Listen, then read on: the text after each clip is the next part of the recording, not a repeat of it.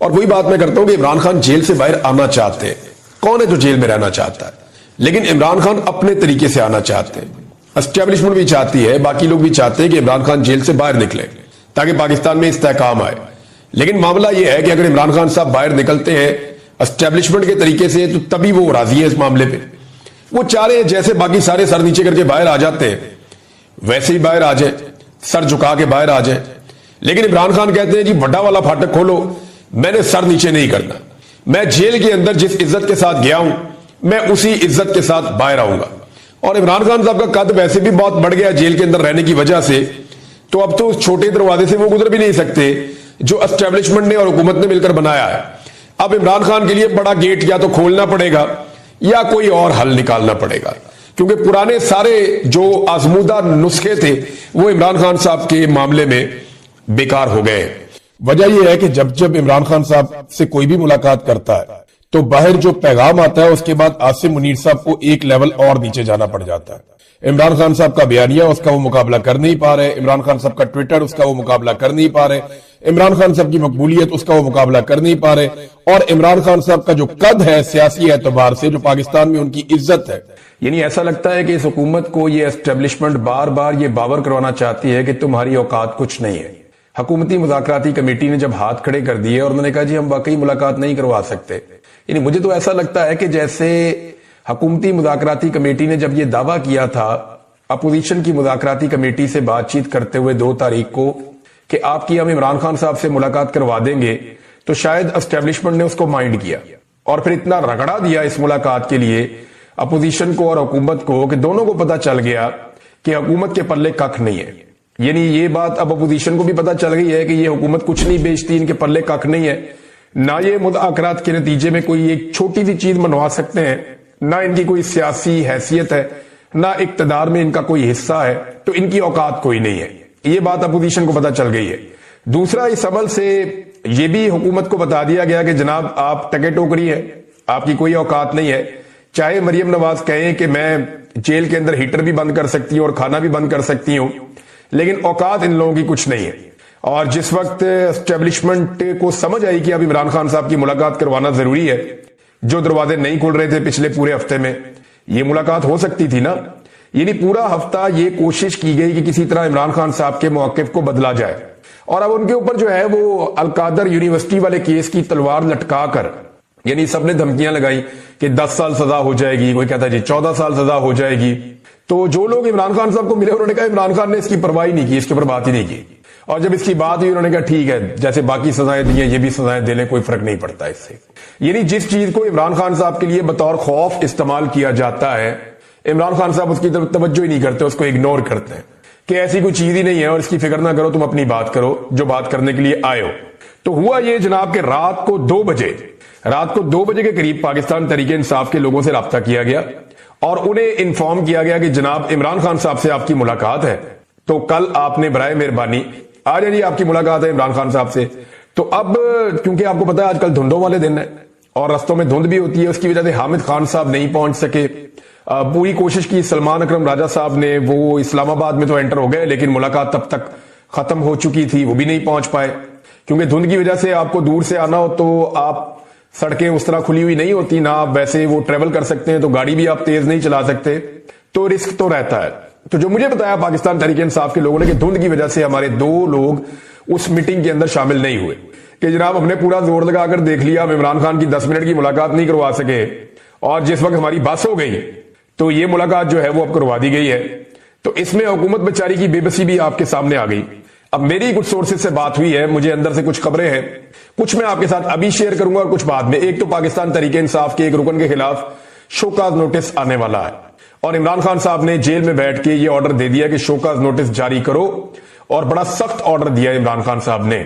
اور وہاں کوئی بندہ بھی ڈیفینڈ کرنے والا نہیں تھا. اب یہ کیونکہ ایک آدھا دن بیچ میں ہے تو اس میں ابھی کچھ اور لوگ پاکستان تحریک انصاف کے جا کر عمران خان صاحب کو ملیں گے منڈے کو, تو اگر عمران خان صاحب نے اپنا فیصلہ نہ بدلا تو شوکاز نوٹس تو آئے گا. تو اس کے بعد میں آپ کو ساری تفصیلات بتاؤں گا. مجھے کچھ چیزیں اور بھی پتا چلی ہے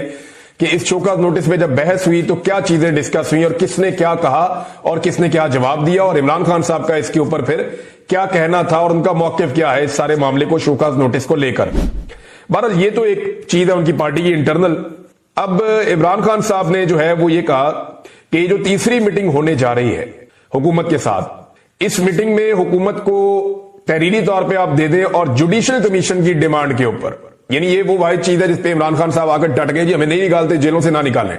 और जेलों के अंदर अगर कारकुनों को और टाइम गुजारना भी पड़ता है तो कोई नहीं, हम फेस कर लेंगे। लेकिन जो कत्लेआम हुआ पाकिस्तान तहरीक इंसाफ के लोगों का, चाहे वो 9 मई को हुआ हो, चाहे वो 26 नवंबर को हुआ हो, 9 मई के बाद तो मैं गायब हो गया था नाज़रीन, मुझे तो पता ही नहीं था कि बाहर क्या हुआ, किस तरह हुआ।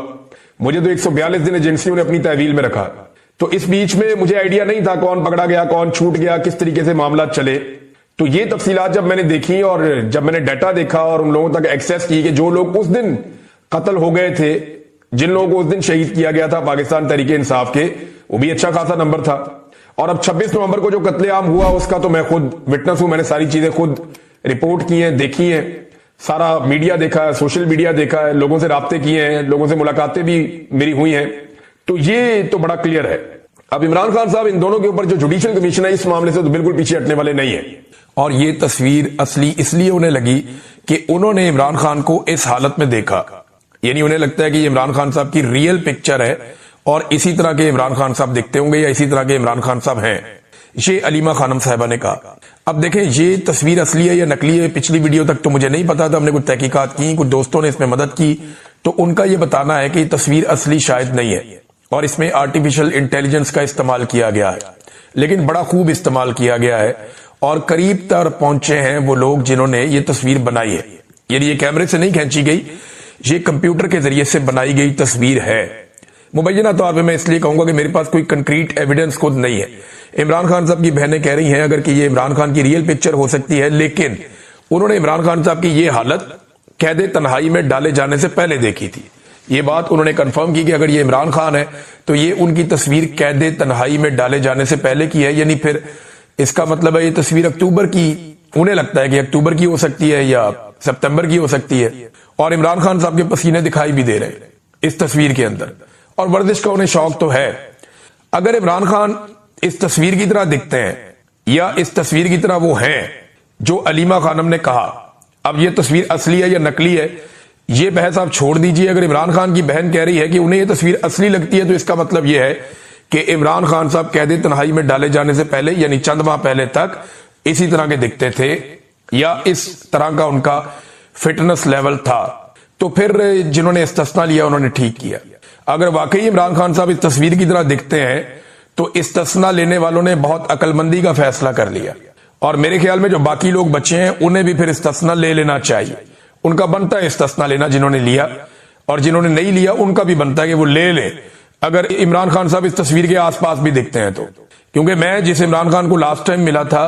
वो जख्मी थे, उन्हें गोली लगी हुई थी और उनके मल्टीपल इश्यूज थे, उनका वजन भी बढ़ा हुआ था। लेकिन अगर जेल के अंदर उन्होंने हार्ड एक्सरसाइजेस की हैं और अपने आप को मेंटेन किया है तो इमरान खान साहब फिर बेहतर पोजीशन में हो सकते हैं। और बहुत सारे लोग जो इमरान खान को मिलकर आते हैं वो ये कहते हैं कि इमरान खान साहब पहले से ज्यादा फिट दिखाई देते हैं। शेर अफजल मरवत पे अलीमा खानम ने रिस्पॉन्ड किया, उन्होंने कहा जी शेर अफजल मरवत पर जो लोग बात करते हैं मुझे उन पे तरस आता है जो शेर अफजल मरवत को सुनते हैं, और शेर अफजल मरवत जैसे और भी हैं जिनको एजेंसी वाले छोड़ते हैं। फिर उन्होंने कहा जी मेरी बहनों को जानबूझकर निशाना बनाया गया, बाकायदा एम किया गया, टारगेट करके उन्हें निशाना बनाया गया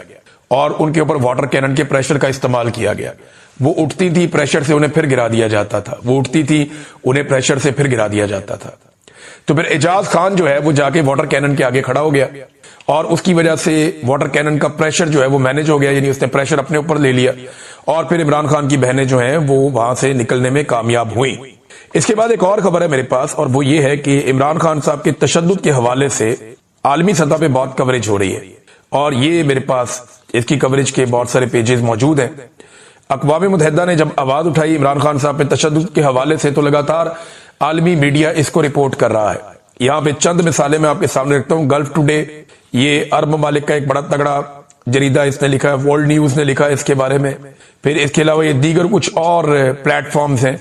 जो लगातार लिख रहे हैं इस बारे में कि इमरान खान साहब को कैद तन्हाई में रख के। द इकोनॉमिक टाइम्स ने भी लिखा है इसके बारे में कि इमरान खान साहब को जो कैद तन्हाई में रखा गया है ये एक तशद्दुद है, और लगातार इमरान खान साहब के ऊपर ये तशद्दुद किया जा रहा है। अक़वाम मुत्तहिदा ने इस बात की डिमांड की है کہ عمران خان صاحب پہ اس قسم کا جو تشدد ہے یہ بند کیا جائے. خبر یہ ہے کہ United nation expert calls for an end to Imran Khan's solitary confinement in human detention conditions. یہ جناب اب مطالبات ہیں, دنیا بھر کے اخبارات میں چھپ رہے ہیں. عمران خان ہوگا تو خبر عالمی سطح پہ جائے گی اور عالمی سطح پہ احتجاج بھی ہوگا. پچھلے ویلاگ میں آپ کو میں نے چند مثالیں دی تھی, اس ویلاگ میں بھی آپ کو میں بتا دیتا ہوں. ابھی ناروے کی پارلیمنٹ کے سامنے پاکستانیوں نے بڑا تگڑا احتجاج کیا, وہاں اکٹھے ہو گئے, اور اب آہستہ آہستہ آپ دیکھیں گے یورپ میں احتجاج ہوگا, امریکہ میں احتجاج ہوگا. اوورسیز پاکستانیوں میں احتجاج کی ایک نئی ویو شروع ہونے والی ہے اور یہ آنے والے چند مہینوں میں بہت تیز ہو جائے گی, کیونکہ اوورسیز پاکستانیوں کو بہت ہراساں کیا گیا, پھر اوورسیز پاکستانیوں کو ذاتی لڑائیوں میں الجھایا گیا, اوورسیز پاکستانیوں کی جو فیملیز ہیں ان کو تنگ کیا گیا. لیکن اب اوورسیز پاکستانیوں نے دوبارہ سے اکٹھے ہونے کا فیصلہ کیا ہے. ڈیفرنٹ پلیٹ فارمز کے ذریعے وہ اکٹھے ہو رہے ہیں, ایک دوسرے کا ہاتھ تھام رہے ہیں.